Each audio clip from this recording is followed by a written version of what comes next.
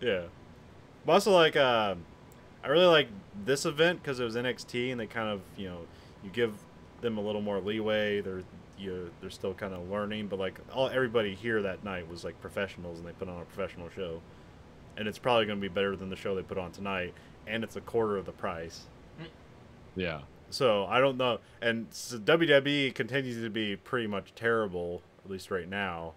So I'm not really going to seek out like WWE stuff and like until they get better, and I don't foresee them getting better by the end of the year. So I'll just wait till the next NXT Takeover Chicago comes around next year. Especially with an event called Money in the Bank, where they charge people so much money. It's not called Money in the Bank. Yeah, I told him he didn't know how the match stipulation worked for Money in the Bank. I mean, he's like, are they just like antagonizing their user base? Like, we're just taking all your money. I've never been to enough like pro sporting events to really gauge like how expensive shit always is. Because I know everybody's gonna take advantage of their fan base. That's how they make money. That's how they, expand their whatever the fuck they were trying to do. But at the same time, it just seems like WWE, they don't go for. I mean, anybody can like them. It's not based upon income or anything like that. Yeah. But at the same time, predominantly, it is poor people that pay all this money to go see these things. Yeah. And it's just kind of like, why don't you set this up better so maybe they don't have to pay their whole entire yearly savings to go see one match? So I'd say like they do like smaller venues. Yeah. All over the place. They'll go they'll come to Cedar Rapids. Yeah. And the stuff will be less expensive for stuff that's not a pay. Right at the end, it was just like filled up with kids, and I'm like, oh, that must have been like a thing. Tigers used to be really accessible until they built Comerica Park, where they just had the old ratty Tiger Stadium, which they had for a long time. It was pretty accessible. $20, you and your kid get a beer and a hot dog. When it became Comerica Park, fucking, you might as well. It's like they would have. I'm surprised they didn't build a private runway out there for private jets, because the only fucking people that can afford to go to that shit anymore. The Pistons, when they finally move down there, it's going to be. But basketball's always been ludicrous. But yeah, it's going to get insane, and all this is moving away from people. Well, it's surprising. Fuck you. I couldn't drive when they won the World Series. No, I went with the White Sox. Do they make it cheaper? Or is this just as expensive? I didn't look at the White Sox because it's interleague. So interleague's only for a couple weeks during the season, and they don't play everybody. So it's just kind of $50 to fly there, but then no car, no way to get around town, and kind of like it saves you some time because it's only like a 2.5 hour wait. But at the same time, it's like just the economics of just going to a game anymore, especially if you live some way ways. It's just like. You can't even just count on just like, oh, $60 a ticket. $60 in fees to get into Chicago or town. Yeah, it's kind of the seeing sporting events in the Midwest, especially in Iowa, it can be hard because everything is 4 to 6 hours away. Yeah, because even the concert my wife wants to go to is like 4 hours away just through Iowa. Minneapolis will get stuff, but that's like, was that 6 hours or is that 4 hours? No, it's like about the same in Chicago. It's like 4.5 maybe. Yeah, and Chicago's 3.5 hours, and then St. Louis, how far is that? So it's about 4. Des Moines is a pretty big city, don't they get things? What city? Des Moines. Oh, not really. Yes, but no. But that's also like driving to Des Moines from here is a 2.5 hour drive, which is less, but still. Well, I mean, Des Moines only has Wells Fargo Arena, and they do get stuff. But the last time anybody came here, Red Hot Chili Peppers last summer, it was basically you could sit in the nosebleeds way in the back of the arena and not see anything, and it was still $250 a ticket to see the Red Hot Chili Peppers. Concert shit's fucking crazy. Yeah. Here comes the Rolling Stones. So if we got the bleachers like right behind us, like what was it? Like 60. Oh, the front seats in the bleachers were like $150 to $300. Oh, really? Yeah, well that's because of what there was left. Oh. So like front row and bleachers, because like nobody's in front of you, I think they like give those higher prices. I mean, like the stands behind us where everything's elevated. Yeah. Oh, really? Yeah. The front row, but like if you go like 3 rows back, then it's like $70-$80 again. Oh. And then like all the way back, it's like $25 a ticket. So that's what I don't understand, because when I was looking at Wrigley's like seating chart, you know how when they televise the games, there's these people on the buildings Yeah. outside of the stadium. That's more money than being inside the stadium. It's like $150, $200 a ticket to sit in the buildings out in the fucking outfield than it is to like, oh, I'll go sit in the nosebleeds way back behind home plate. Okay, that's like $80. But you go sit down like way the fuck down the right field foul line, like way up in the nosebleed. That's more money than that. And like, how do they figure out the prices on these things?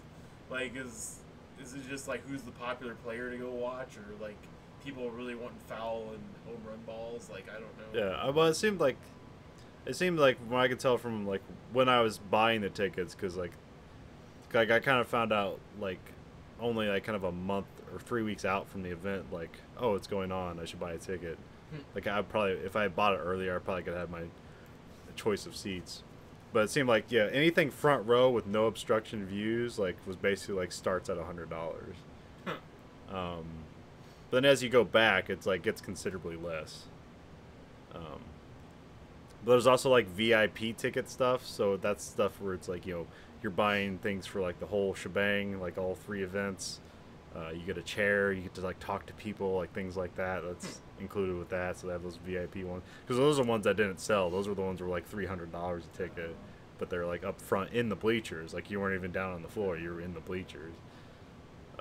But like, yeah, there's like one that was like in a back, and it even says on there, it's like they sell you the seat, but it says like view will be obstructed by like, you know, overhang.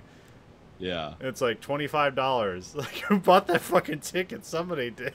Well, yeah, just like I guess if you're local, it's like, I'll just.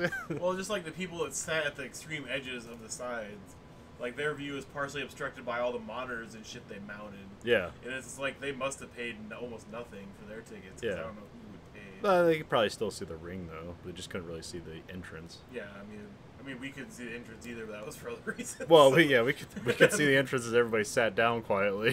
Because I imagine like if you literally got the other side of the ring where you could see people entering and actually like touch them and shit, and then also see the match, that was probably like the most pricey. Yeah. Those are the tickets are like hundreds of dollars. Yeah, I mean, it'd be nice to have those, but yeah, like you said, like I'm not gonna fucking like stand up and go, yes. Fuck him! Yeah, yeah, because like every fucking match. Yeah, you don't. Yeah, because I want to join. I'll clap for like things that are good. Maybe go join a chant, not fucking all of them. I don't want to chant every fucking time. But like, and like when something crazy happens, I'll be like, oh, or mostly I just laugh when something crazy happens. Like that was hilarious. But I don't necessarily like, you know, and I'll, you know, if the match is over or whatever, you know, stand up, clap, whatever. But otherwise, you know, I want to sit down and quietly enjoy the match, and make sure I'm not obstructing someone's view behind me. But all I'm saying is next year if we go to Chicago and Velveteen Dream and Ricochet are still fighting each other, I want to make a sign where it's just both of them kissing. And I want to pay them. They might not let you in with that, but we'll see. Well, that's the thing. I'm bring them in 2 separate parts. Yeah, make them kiss. Make them kiss. And then put them together. No, I'm gonna do the whole fucking stop sign bullshit where there's like a sign. Oh yeah, I totally forgot about that. All right, so like during the street fight match, yeah. So the street fight match, because they can go outside the ring. Yeah. It ended up being like 10 feet away from us at one point. Oh, cool. Where again he got on some like of the crew equipment, those big boxes with wheels and stuff. Yeah. But so he jumped off that. But before he did that, so there was a part, and I didn't see it till the broadcast because we couldn't really see it because people crowded around. But like when the guy got up on the thing, he's like, "Hey, there he is." So one of the fans had a sign. It just said like, "Use this sign, Johnny," and it had his smiley face symbol on there. And then like at first like Tommaso would like hit him to the ground or whatever, and he grabbed the sign. He's like trying to tear it up, and he's like, something weird with the sign. And then Johnny gets up and hits him, and then takes the sign, and then he hits him with the sign, and it's like, why would that hurt?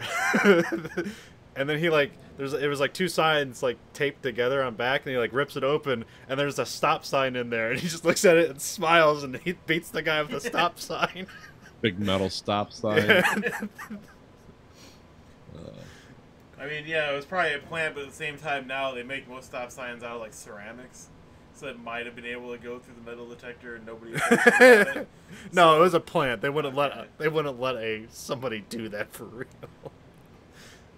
Oh yeah, just grab shit from the Yeah, grab shit from the crowd. It's like, you know how what assholes people are. They'll put like 10-penny nails through it, broken glass. It's like, yeah, I heard him.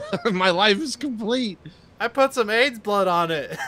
I mean, okay, so like the tickets on the fucking entryway, like the front row, like if those are like what $200, $300 a piece, something like that. Maybe, yeah. So only $130 more a person. So this time we don't buy any merch. We don't buy any shit there. So that's already like $70 back. And then fucking we just save our money for the extra year or whatever it takes them to come back there. And then we just plop it all into that. And then we can not be blocked by people. We can actually see the fucking match. And you could do that. And we'll get to have signs. Yeah, okay, sure. Like, bring a Chicago flag. I'm not from this place. This is a really good design for a city flag. Bring an ISIS flag. Oh, fuck no. Fuck with everyone.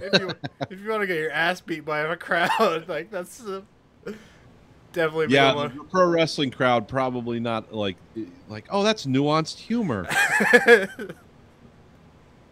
I mean, I guess we'll technically have to see what the tickets are at that time and what me and Lisa's financial situation is and shit like that. But I mean, they'll probably be back around next year. It seems because like the pay-per-views are done like in like every month is the same pay-per-view usually. Yeah.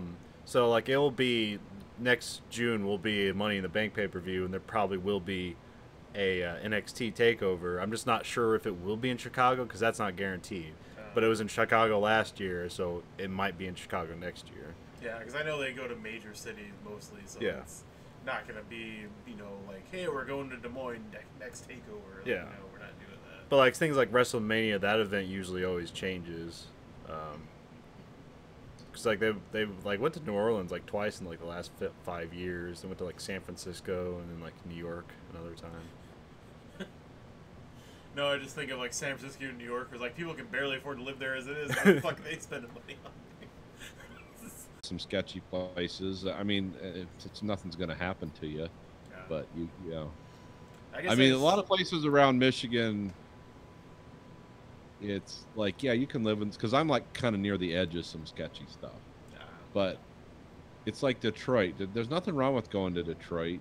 But if you go there looking for trouble, you're sure as shit gonna find it. It is there. But yeah, that's like a lot of places. And then they finish that zone, then they're going into the next zone, and it's McMansions. It's like $500,000 homes, house after house after house after house. And it's like, oh, okay, so we're heading right back to where we were in 2008.